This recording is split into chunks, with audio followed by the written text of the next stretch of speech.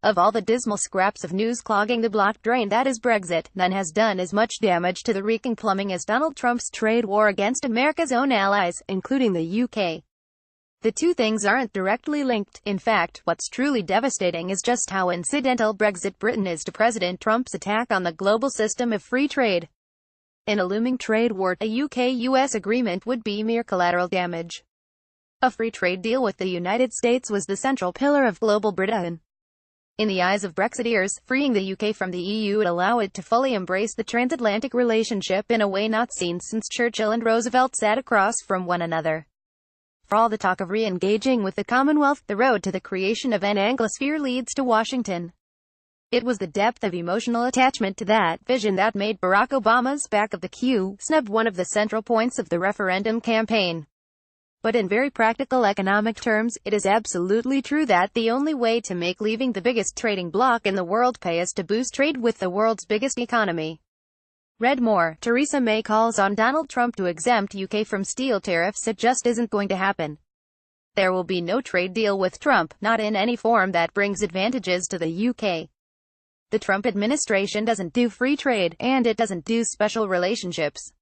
When the U.S. president said he put America first, it turns out he meant it. When U.S. trade experts warned that his administration would leverage every advantage to get its way, it turns out they were right. Consider that in the aftermath of the announcement of steel and aluminum tariffs, it emerged that U.S. officials suggested to Canadian Prime Minister Justin Trudeau that NAFTA, currently being renegotiated at Trump's behest, should be put on a 5-year rolling basis. The president's bombast about ripping up the deal may be empty, but from his negotiators, this is confirmation of the desire to dismantle one of the world's most successful trade agreements. You don't go to the altar to say, for richer or for poorer, in sickness and in health, but we'll review everything in a few years. So profound is Trump's detestation of free trade as we know it that he is using regulations dating back to the Cold War to effectively accuse Canada and the EU of sabotaging the U.S. defense industry through their steel and aluminum. The charge pushed Canadian Prime Minister Justin Trudeau, who has so far walked a tightrope of offering tougher criticism of Washington than the UK, but also pursuing deeper engagement, to call the tariffs an affront to the 100 years of Canadian war dead, killed alongside American comrades on the beaches and in the trenches. Stronger rhetoric than that doesn't come out of Ottawa. Read more. Donald Trump, I can pardon myself if I want. Trudeau's comments are apt because the rupture is more profound than trade. Michael McFaul, who served as U.S. ambassador to Russia between 2012 and 2014, summed it up in a post on Twitter, stating, "When I wrote about Putin wanting Trump to win, never could Putin have imagined that a President Trump would be declaring our closest allies national security threats.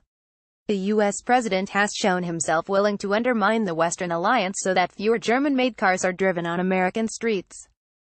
Brexiteers can and will still argue, in the face of all the evidence, that the process of getting the UK out of the EU with its shirt can still be salvaged. But Trump's trade war isn't about the process, it's about the world that the UK will be dumped into on Brexit Day. Trump wants a world where major powers play off one another for advantage, in trade, diplomacy and security. The argument that British influence was bolstered by EU solidarity, such as it is, has only grown since 2016. There is always hope that things could improve under the next governments in London and in Washington. But for now, the special relationship, if not quite dead, is in a vegetative state.